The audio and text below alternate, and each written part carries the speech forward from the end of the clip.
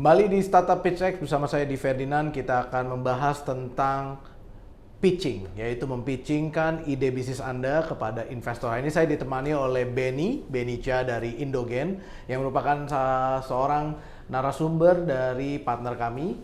Welcome Benny. Thank you, Di. Yuk, Benny sendiri merupakan posisinya apa di Indogen? Principal ya? Iya. Ngapain aja tuh principal, bro? Iya, jadi kalau principal itu di venture capital biasanya lebih banyak day-to-day operation, dan day-to-day operation di VC fund itu kan beragam ya sebetulnya. Kerjaan VC itu nggak cuma evaluasi potensial startup untuk diinvest, tapi biasanya ketika habis diinvest itu harus dibantuin startupnya, dan ngebantu portfolio company itu juga kan areanya banyak ya. Mulai dari misalkan bantu perkenalan untuk next fundraisingnya ke investor lain. Terus mungkin bantu godok strategi buat fundraisingnya juga. Jadi mulai bantu-bantu lihat pitch deck-nya juga lah. Sebetulnya kan kita nanti mau ngomongin pitch deck itu relevan makanya.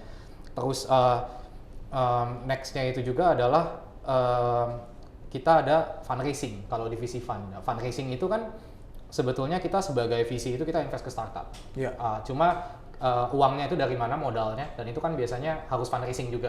Dan biasanya di timnya VC ini ada beberapa orang yang actually membantu untuk fundraising ini, untuk fokusnya di sana. Dan kalau saya sendiri sih, kalau overall ya, kalau dibagi mungkin tugasnya lebih banyak di portfolio dan fundraising. Biasanya kalau untuk tahap akhir evaluasi investasi ya, startup itu baru saya turun biasanya. Biasanya kita dibantu oleh analis dan associate. Biasanya mereka ini yang lebih junior lah. Mereka biasanya ketemu dengan dengan startup founder. Mereka bahas initial idenya apa. Dan nanti ketika sudah ada datanya, biasanya kita discuss di kantor internally. Nah, nanti banyak masukan-masukan datang dari partner, dari saya juga. Jadi kalau saya ini mungkin prinsipal itu secara garis besar involved di semua area. Cuma yang paling gampang dibayangin adalah saya menjembatani antara tim yang investment dan partner. Boleh dibilang istilahnya komunikasinya dibantu oleh Benny ya, untuk antara startup yang sudah di-funding dengan VC-nya sendiri. Betul, ya. Nah kalau kita boleh lihat sekarang di landscape di Indonesia ini, menurut lo ada berapa banyak sih VC? Selain Indogen kan ada berapa lagi ya? Relatively sih kalau sekarang sudah lebih banyak ya dibanding nyampe ratusan nggak sih? Di Indonesia ya? Ya Indonesia yang udah aktif memfunding gitu ya. Ratusan mungkin nggak sampai ya. Nggak nyampe ya? Ya 20-30 mungkin ada. 20, saya sendiri nggak terlalu perhatiin. Sekarang ini udah banyak VC yang kalau mereka nggak mungkin mulai sendiri, VC fund sendiri, atau mereka kadang-kadang juga merging ya. Merging ya, mereka jadi satu ya. Mereka jadi satu. Jadi combine strength-nya lah ya. Jadi satu yang ini kuatnya di mana, yang ini kuatnya di mana, mereka combine, dan mereka nanti biasanya fundraising baru untuk modal baru dengan tesis yang baru, invest ke company-company startup yang mereka udah agree gitu, udah setuju kalau ini kita seperti ini nih gitu. Jadi partnernya nanti gabung, jadi kita bilangnya co-partner ya. Co-partnering ya, ya. Nah kalau kita ngomongin stages of funding ya, ini kan buat teman-teman yang pertama kali pingin punya bisnis, pingin di funding, kan ada namanya seri A, seri B, seri C, seri D. Apa sih beda-bedanya itu satu? Terus paling awal tuh apa sih, dia belum punya bisnis, baru ide, itu sebutannya apa sih, bro? Iya, biasanya sih gini ya. Jadi itu cuma nama aja sih sebetulnya. Nama aja ya. Biasanya kan orang kan kalau mau menumbuhkan bisnisnya gitu ya, mau growing the company itu gak cuma satu stage biasanya. Jadi kalau VC itu kan invest di company yang growth-nya very fast. Jadi mau gak mau ya, kalau mau grow very fast ya harus spend banyak uang gitu. Mau gak mau. Nah uang ini kan gak mungkin di invest biasanya ya di satu kali di awal gitu. Resikonya terlalu tinggi lah. Dan itu jadi perspektifnya investor ke sana. Jadi ada juga tadi kalau dari bro bilang, ada yang belum punya produk sama sekali. Kita biasanya sih kita nggak ada panggilan yang khusus, kita bilangnya pre-seed aja. Pre-seed. Jadi yang paling awal kan seed biasanya, ini pre-seed. Bibit ya kita bibit lah. Bibit nih sebelum bibit. Sebelum jadi bibit. Biasanya cuma ya 2-3 orang co-founder, biasanya skillnya komplementari tuh. Ada yang satu lebih di CEO-nya, yang satu CMO, marketing, terus ada yang jago teknologi. Mereka gabung, punya ide, ya kan? Mereka pitch idenya ini ke investor. Ya, biasanya angel investor biasanya kalau level-level gini. Institutional investor belum bisa masuk. Jadi berarti angel adalah perorangan ya, kita boleh bilang ya? Angel mostly perorangan ya. Mostly perorangan ya. Sebetulnya mungkin angel itu dia betul mungkin perorangan ya. Saya belum pernah juga lihat sih angel yang institutional. Ya. Oke, tapi organisasi ada ya kayak Angin dan lain-lain ya. Ya, Angin itu kan sebetulnya juga kumpulan dari individual. Berarti komunitas lah boleh dibilang komunitas ya, lah, untuk saling ngebantu ya. Uh-uh. Oke, berarti awal adalah seed level, sebelumnya baru ide doang, baru pre-seed, ya kan? Kemudian ketika dia udah lewatin itu, berarti bisnisnya harus sudah jalan. Berarti ada sudah ada revenue, sudah terjadi business transaction. Baru dia masuk ke seri, kan ada seri A sama pre-seed, pre-series A. Itu bedanya apa tuh? Series A dan pre-series A. Pre-series A itu apa bedanya sih? Kira-kira? Biasanya sih ada, jadi kan setiap VC itu dia punya kriteria sendiri ya untuk invest di sebuah perusahaan. Kadang-kadang ada VC yang invest only di Series A. Oke. Contohnya Indogen itu invest di Series A. Series A.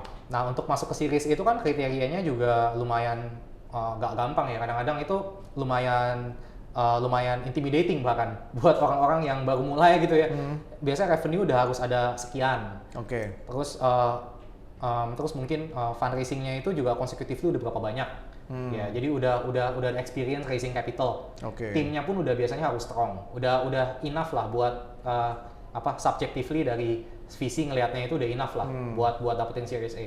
Jadi buat requirement ini tercapai biasanya nggak cuma dari seed langsung loncat ke Series A, biasanya ada pre-Series A. Nah, ya sebetulnya jadi itu cuma nama aja supaya orang gampang manggilnya gitu loh. Jadi kalau misalkan saya udah seed nih gitu, saya udah growing sekian, tapi saya tinggal butuh sekian lagi buat dapetin Series A. Cuma belum ready banget nih gitu. Jadi mungkin pre-Series A tuh range-nya paling ya mereka cari sekitar 100.000, 200.000 gitu. Dan selalu biasanya di dolar ya? Biasanya kita pakai USD karena netral ya, kan. Karena netral dan juga di luar globally juga gampang ya. Karena nanti suatu saat misalnya ada funds global bisa masuk, udah ada angkanya secara US dollar yang buat jadi valuasi ya. Iya, rata-rata emang konteksnya global ya kalau kita udah ngomongin VC ya. Karena kan emang idenya pun global. Dan kalau kita bilang tadi dari series A ada pre-series, berarti bisa sampai seri keberapa aja? Karena kayak kita tahu misalnya Tokopedia gitu, itu kan dia udah sampai seri G kalau nggak salah. Itu berarti memang fund size-nya udah besar sekali ya? Iya, jadi sebetulnya kalau kayak kasusnya Tokopedia itu kan mereka juga sebetulnya udah ngelewatin yang pre-A, Series A, gini-gini ya kan. Series B, nah di atas Series B itu biasanya ada Series C, of course. Pasti. Jadi ikutin namanya aja. Biasanya sebetulnya ya kita nggak tahu ya sampai mana ya, mau Series A, Series F, itu sebetulnya yang penting kan exit strategi Indian. Mereka mau exitnya kemana? Mau IPO atau mau misalkan nanti dibeli sama company yang lebih besar. Merchant acquisition ya. Merchant acquisition. Nah, jadi itu kan jadi setiap kali kita fundraise kita harus ada milestone biasanya. Kadang-kadang ada yang dari awal founder itu mikirnya udah langsung jauh ke depan. Oke lah, saya dapat Series A nih, saya udah tahu kok. Uang ini akan saya pakai buat raise B, C, D, nanti di D saya mau exit gitu. Jadi kalau di sana kita udah tahu nih gambarannya. Jadi 4 tahun lagi saya exit gitu. Roughly lah. Nggak harus tercapai, karena kita nggak tahu juga ya masa depan kayak apa. Kita nggak bisa, kita bukan fortune teller. Nah, tapi kalau Tokopedia ini mungkin kan dia lebih long term misalkan visionnya. Alasannya mau long term adalah mungkin untuk bangun cukup traction, cukup scale supaya nanti waktu mereka mau exit itu valuasinya bisa bagus. Atau mungkin bisnisnya bisa, kalau dia butuh capital lagi, artinya dia mau invest kemana nih supaya bisnisnya bisa nanti di-improve, bisa lebih sustainable lah. Ya, tapi ujung-ujungnya kan tetap untuk memaksimumkan objektifnya.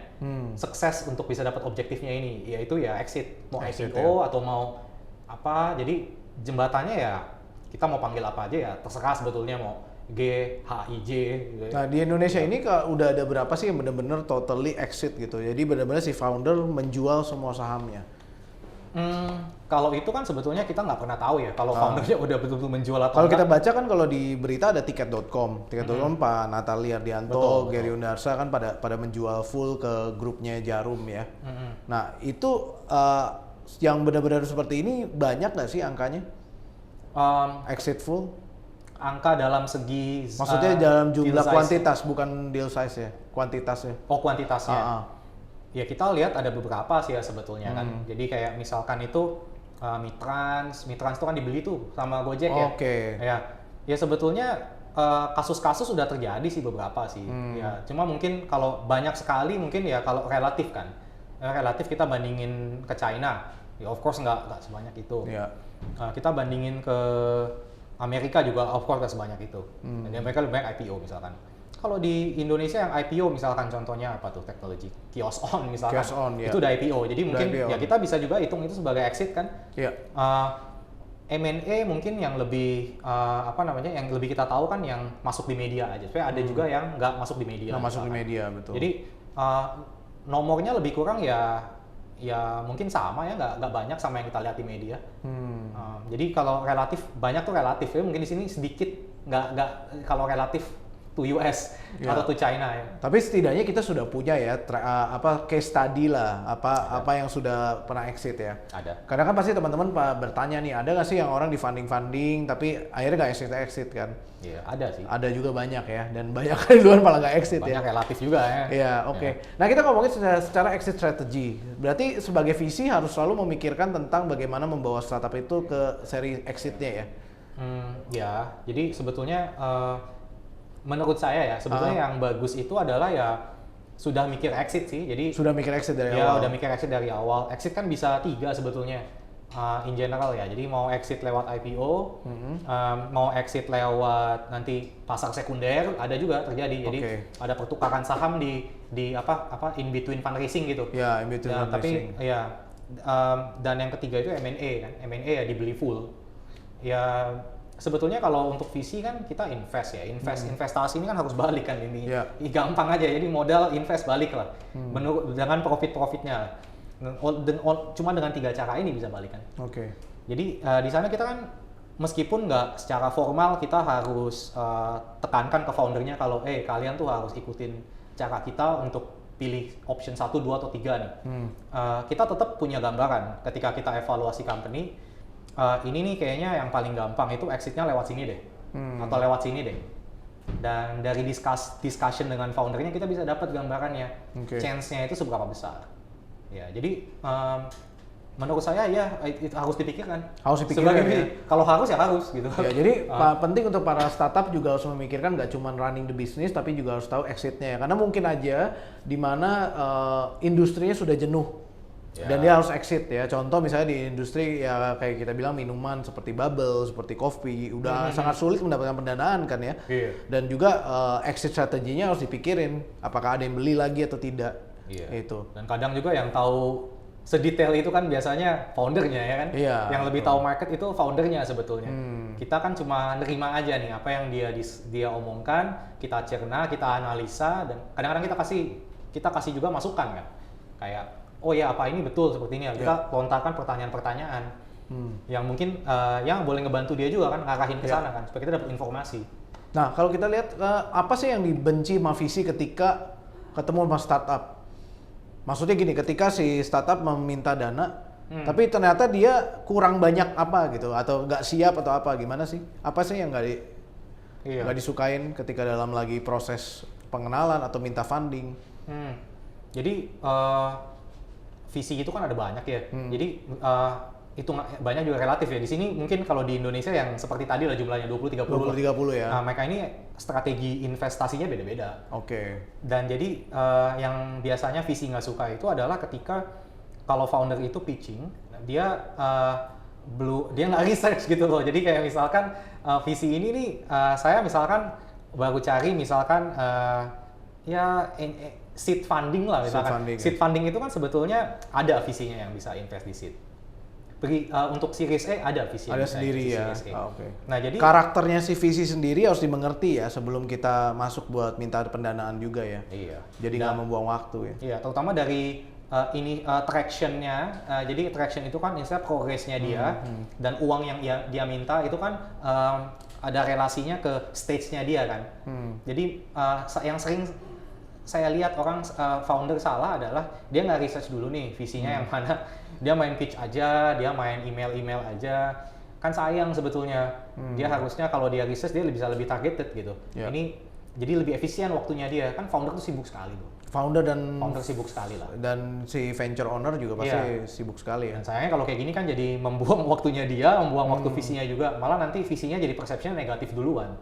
Ya kita sih mencoba untuk gak terlalu punya persepsi itu ya, karena kan kita ini kan sebetulnya pengennya juga ngebantu ekosistem lah.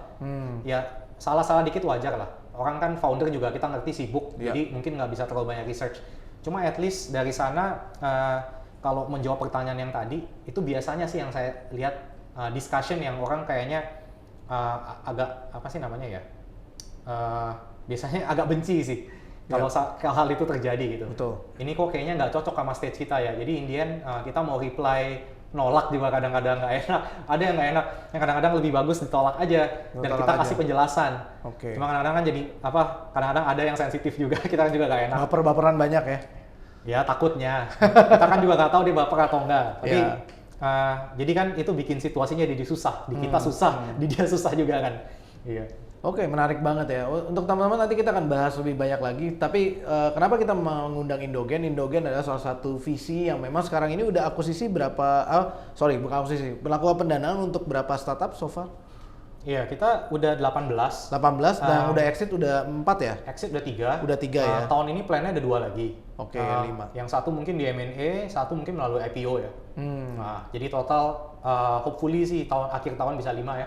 Akhir tahun ya, Oke. Jadi buat teman-teman tahu bahwa ada brand-brand di bawah atau startup seperti GoWork ya, ada Fastwork, Karsam, ada Hijab ya, Travelio, dan ada juga e-gaming ya, EVOS ya, iya. Belum boleh di-announce kayaknya tuh. Belum ya. Tapi nggak apa-apa lah. Nggak apa-apa ya. Tapi tadi udah jadi portfolio soalnya di webnya ya, udah ada ya. Udah ada sih. Jadi intinya bahwa Anda melihat bahwa memang industrinya cukup macam-macam, tapi juga Anda mesti melihat bahwa memang semua bisnis bisa mendapatkan pendanaan, asal mengerti karakter dari si venture capital itu sendiri ya. Nah kalau misalnya misalnya startup udah ada yang ready nih, dia merasa gue udah jalan nih, mau nyari visi itu dia apakah harus kenal langsung sama orang-orang dalamnya visi atau memang mereka datang ke acara-acara kayak pameran, exhibition atau startup meeting atau gathering? Mana yang lo saranin sih? Kalau menurut saya bagus sih kalau bisa ketemu langsung ya. Direct aja ya? Direct. Karena kan gambaran aja ya kalau dari insider ya.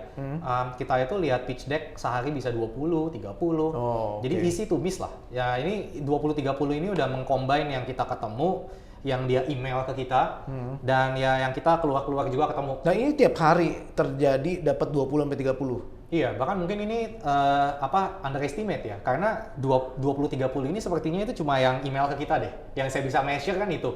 Sisanya kan itu tim saya yang jalan. Kolik-kolik saya yang jalan biasanya. Jadi itu mungkin numbernya itu 20-30 masih agak underestimated. Berarti 20-30 kalau dalam sebulan mungkin sekitar 400-600 ya? Iya. Dan itu wow. Jadi Anda lihat bahwa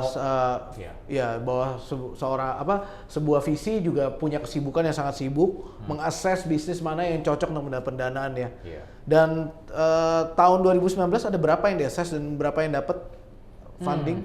Wah, bisa 600-an kayaknya ya. 600-an ya. Jadi total kan ada nanti ada beberapa bulan slow, beberapa bulan kayak rame lagi. Cuma in general ya segitulah 20-an ya. Lebih kurang lah, mungkin bisa kurang juga kadang-kadang. Itu ya 600-an lah ya. Yang kita invest paling, jadi kita tahun 2019 tuh 7 investment kalau nggak salah. Jadi 3 itu investasi ke existing company. Jadi kan kita kan yang kita udah kita invest lagi.